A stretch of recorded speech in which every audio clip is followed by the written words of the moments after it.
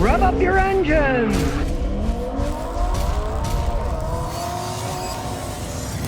All right, now Tesla claims they're going to make a $25,000 car that's going to have kind of the Tesla Cybertruck design to it. Let's face it, they still don't have the Cybertruck out. Now they're saying, well, they'll start mass producing them next year. They always say next year. And here's the nuttiest thing. I mean, old Elon, he comes up with the goofiest ideas. They're saying about Tesla. Right? Now listen to this. Tesla robo-taxis are designed to reduce reliance on car ownership with no mirrors, no pedals, no steering wheels, and will make a $25,000 car unnecessary. The robo-taxi will make Tesla a $10 trillion company. Stop reading your science fiction magazines. Live in the real world, right? Yeah, we can make a $25,000 car, but it'll be unnecessary because robo-taxis will do all the work. What a load of horse manure. That's like the Jetsons and flying cars. Everybody's like, oh, we'll have flying cars soon. Well, we don't. And the ones that they're building that haven't even been mass produced don't go very far, cost a whole bunch of money, you know. I mean, come on now.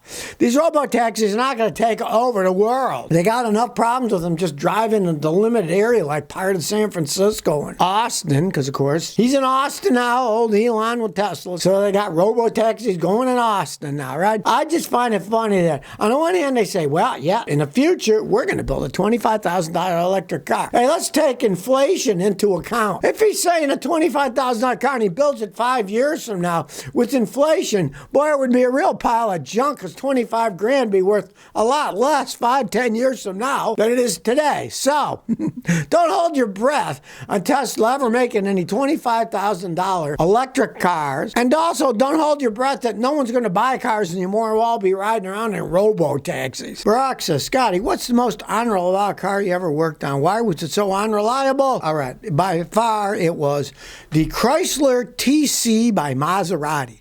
Believe it or not, Chrysler and Maserati got together and built one of the worst cars ever made, the Chrysler TC by Maserati. Even the name is stupid, right? Well, it turns out that Chrysler decided, oh, let's make a joint venture. What a pile of junk. It was an underpowered 4-cylinder pile of crap. And even the brake system would break. And the brake system had a nitrogen boost system. Instead of using a vacuum boost, they used a nitrogen boost system. They broke. Soon after, they didn't make them anymore. You couldn't even get parts for them. I had customers with them, and they all ended up in the junkyard. Stupid rolling pile of junk. Josh Kang says, what engine to be more reliable? 1.5 liter, 150 horsepower, or 2 liter, 245 horsepower from the same model, both turbocharged? Okay, well, the bigger one, of course, because the bigger an engine, the less strain it has driving the car. The smaller the engine, the more strain driving the car. I'll give you a perfect example. If you get in one of those modern Chevy Silverados, believe it or not, they have some that have a 4-cylinder engine in it, and it's turbocharged. And guess what? They are strained so much compared to a V8 engine in the same vehicle, make your head spin. So the bigger the size, generally the longer an engine is going to last, all things equal. And they're both, you said, turbocharged, so the 2-liter one. MRT, the repair guy. These new cars are junk. I have a 21 Escape for work. 130,000 miles, second transmission already. I take care of it. It's so bad. Now I don't even have heat. Well, that's Ford for you. Their quality has been going downhill for quite some time. Right? You're on the second transmission already, and it's a 21, right? They're just making them like crap. They talk, we're going to make everything better. We're going to fix our quality problems. Last year, Ford led all the car companies with recalls. They had more recalls, serious ones, than anybody because they're junk. And that's stuff that they were forced to recall. Right? They didn't recall the transmissions on that Escape you have, but it's junky and it broke. You had to put another one in. So that just tells you they aren't making them worth beans. Ford's quality has gone down quite a bit. For a while, they were starting to come back up, and then something happened, and I don't know, maybe it had to do something with a comedian's relative running the thing, Farley. He's cousin, I guess, of Chris Farley, the comic. And so maybe the whole thing's a joke. John Eisenberg says, Scotty, good morning, thanks. What's your opinion of a 2008 Audi A6 Avant with a normally aspirated V6 engine? Well, it's a typical Audi endless money pit. Now, how do they sell them? They're beautiful looking cars. They're really fast and fun to drive. They handle. They turn into money pits as they age, right? And that one is what? 16 years old. I would never buy a 16-year-old Audi. Now, at least it's naturally aspirated. Doesn't have a turbo, right? Much better. One of the worst cars ever made were the Audis with the 2.0 turbo four-cylinder engine. Those engines blew up like no net. At least yours is a better engine, but it's still an Audi. It's an endless money pit. The parts cost a fortune. People who work on them, all those European cars generally just stick it in and break it off when they're working on your car because they see them. They're European money pits, and we're going to make our money off these people if they're dumb enough to buy them and drive them. Merck's 14 says, Scotty, how long do you think solid-state batteries will be part of hybrid and EV manufacturing? You know, that's a very good question because just yesterday it came out that a Chinese company claims they have a solid-state battery that went 645 miles, was a test vehicle, and they say they're going to mass produce them in China. I don't know because the problem is they haven't been able to work out for large things like cars. They have them for pacemakers that use a tiny amount of electricity, but not giant big ones. They grow crystals, short themselves out, and they cost a lot of money to make. It's questionable. Nobody knows.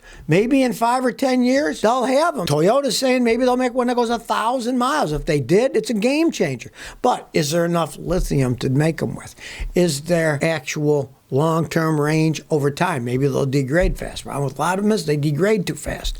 These are rechargeable batteries. How many times can you recharge them before they go kaput? No one knows how they're going to handle the heat and the cold until they're out there, mass-produced, and people drive them. It's real easy to make a one-off thing to make it work. But then if you have to mass-produce it, there's plenty of inventions out there that were phenomenal. Then they found out that, well, each one of these is going to cost $500,000 to make, so guess what? They don't end up making them. Like the Pro says, Scotty, I'm looking to buy a Dacia Duster 1.5 diesel 2x4. Is it a good car? Well, you know, if you live outside the United States, and I'm assuming you are because they never sold them here, they can actually be decent vehicles with that diesel engine. They don't ever sell much diesel engines here, and they never sold Dacia diesel here at all, right? The only thing I tell you is, wherever you live on the planet, find out, are there people in your area that know how to work on the Dacia diesels? You have to have someone who knows how to work on them because it's going to break, and if you can't get parts and nobody can fix them, what good is it? You live in an area where they do, go right ahead. I know people that live in places that they can get them and they love them. But if you're talking about importing one to the United States, you'd be a fool to bring in the United States. No parts, nobody knows how to fix them. Superfly says, Scotty, I need a reliable car for my daughter to go back to college. We're looking at a 1980 Fiat 128, 2004 VW Beetle. Which is best? Oh, the Beetle, hands down, if it's in good shape. Okay? Fiats are endless money pits. That is a 44-year-old Fiat. Where are you going to get parts for it in the United States? And I'm not a Volkswagen fan by any stretch of the imagination, but at least it's modern. Now, let me tell you something. If you are going to buy a used Volkswagen Beetle, find a guy like me to check it out, because still, you know, it's a 20-year-old car, right? Have them check out the transmission with a fine-tooth comb. Part that craps out on those Beetles are the automatic transmissions. Now, let's say it's a standard transmission, a manual transmission. Then it would be a great car. I'd buy it. But the automatic transmissions, those, a lot of them had problems. You want to check out. If guys to say the tranny's starting to go out, don't even think about buying it. I've seen people spend $7,000 fixing the trannies on those cars. PX says, Scotty, is it worth replacing the engine in an 07 Lexus GS 350 rear-wheel drive body's clean as 130,000 miles with a blown head gasket? You know how much it would be? Okay. Replacing an engine is an expensive endeavor, and here's the problem. You're talking about a Lexus that is what? 17 years old, right? If you're going to replace the engine, you're probably going to end up putting a used engine. Who knows if it's any good, right? Now, if you can find a good remanufactured engine, it's going to cost you a lot of money. Do you want to put that kind of money in a car? If there are any good rebuilders in your area, have them do the head gasket. Head gasket jobs aren't all that bad. Have them put a head gasket on. 130,000 miles, it's a Lexus. The bottom end, the piston should be totally fine with that lower mileage. Have them put a head gasket in. That's what I'd advise doing. Ryan Hall says, Scotty, will routinely spraying WD-40 under my car on metal components in my engine bay help prevent rust? I live in Florida by the ocean. Well, yes, it will coat them, but here's the thing. You have to realize, if you really live close to the ocean, you get ocean salt water spray, your vehicle's going to rust. It doesn't matter what the heck you do. I had a friend who lived in Galveston right on the beach. His summer home was on the beach. He'd walk There's the beach, right? Not across the street, right on the beach. The salt spray even got in his garage, ate up his motorcycle, even though it was mainly inside the garage, ate up the air conditioner on the outside of the house. Salt water destroys absolutely everything, and there's nothing you can do about it. It's going to rot your car. Just what's going to happen, right? But you spray the WD-40 on it, you'd be spraying it all the time, coated. It would help somewhat. But you're never going to cover everything, and that salt air mist is going to get on it. It's going to start eating it up. That's just what salt water does. So if you never want to miss another one of my new car repair videos, remember to ring that bell.